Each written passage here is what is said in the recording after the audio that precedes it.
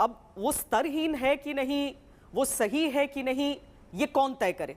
और दूसरा, fact checker क्या वही न्यूट्रल होगा जो आपके पक्ष में फैक्ट्स को चेक करेगा? जी नहीं, बिल्कुल नहीं, बिल्कुल नहीं। लेकिन वो फैक्ट चेकर न्यूट्रल नहीं हो सकता जिसका पब्लिक प्रोफाइल है टू हेट मोदी, जो कैंपेन चलाते हैं। मेरी बात समझ रहे हैं आप? हाँ, इसका मतलब एजेंडा आपने फिक्स कर दिया है। बात मेरी समझ रही नहीं समझ रही आप? एजेंडा आपने फिक्स कर दिया है। चलिए, वो अगला अलग विषय, तो आपने पूछा तो मैंने बता दिया आपसे। हम बिल्कुल आलोचना का स्वागत करते हैं। और श्वेता जी हमारे प्रधानमंत्री, वो आज से, वो तो 2001 से ही आलोचना का शिकायत बन रहे हैं। भारत ही नहीं, दुनिया भर में कुछ गंभीर वामपंथी विचारों से प्रभावित लोगों का काम ही था। दुनिया में कैंपेन चलाया इन लोगों ने। अब दिक्कत है कि भारत के लोग उनको बार बार जाते हैं, तो हम क्या कर सकते हैं?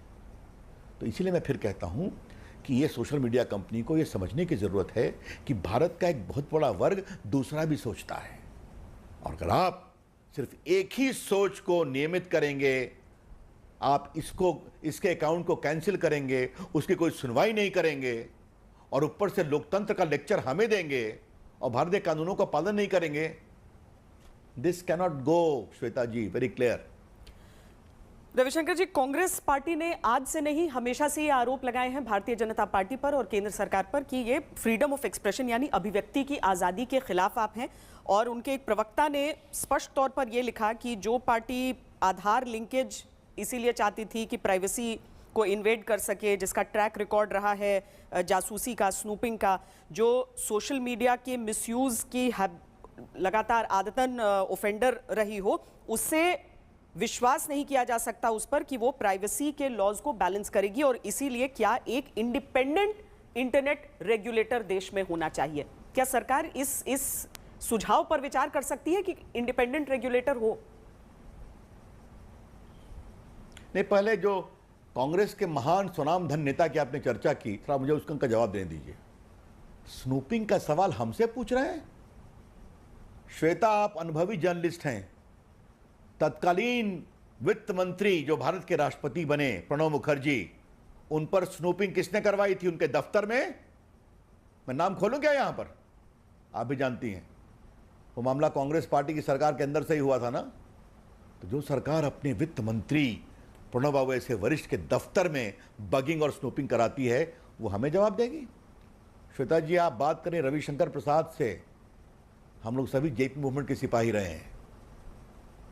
क्या नरेंद्र मोदी, क्या वेंकैया नायडू, क्या राजनाथ जी, क्या स्वर्गीय अरुण जेटली, क्या सुषमा स्वराज, क्या मैं, कुछ बड़े हैं कुछ छोटे हैं, हम सबों ने इमरजेंसी में 3 बातों की लड़ाई लड़ी थी। आपकी आज़ादी, मीडिया की आज़ादी, न्यायपालिका की आज़ादी, इंदिरा गांधी कांग्रेस सुपरसीड करे जजेस को, और इंसान की आज़ादी जो जेलों में बंद थे। हम लोग जेल गए, लाठी खाए, सफ़र किया है। तो कांग्रेस पार्टी हमें लेक्चर न दे, बहुत विनम्रता से मैं कहूँगा। अब जो आपने आधार की बात कही, ये राइट टू प्राइवेसी क्या है? सुप्रीम कोर्ट ने राइट टू प्राइवेसी के फैसले, और हमने उसका सम्मान किया, मैंने खुद प्रेस किया था उस जजमेंट के बाद देश के आईटी मंत्री के रूप में, कि हम राइट टू प्राइवेसी का पूरा सम्मान करते हैं। लेकिन सुप्रीम कोर्ट ने ही कहा है एक टेररिस्ट की कोई निजता का अधिकार नहीं है, एक भ्रष्ट आदमी के निजता का अधिकार नहीं है। अदरवाइज तो पुलिस कोई कार्रवाई नहीं कर सकती। वो कहेंगे मेरे यहाँ रेड क्यों करने आए हो, हमारे वायलेशन कर रहे हो।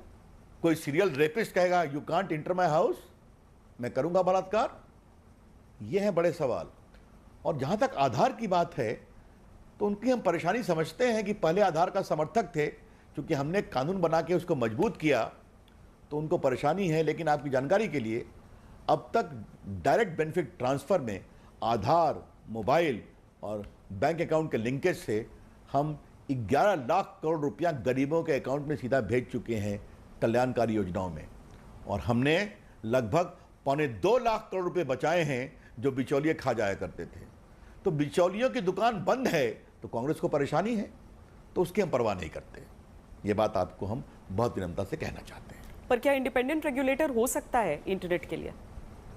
हाँ, एक मिनट। अच्छा, क्या इसके बारे में बता दूं आपको कि डेटा प्रोटेक्शन लॉ का बिल हम अगले संसद के सत्र में लाने की पूरी कोशिश करेंगे। कोविड ठीक हो जाए, ईश्वर करे, क्योंकि पहले उसको हमने इंट्रोड्यूस किया था मैंने ही, उसके बाद वो संसद की सिलेक्ट कमेटी को रेफर हो गया है।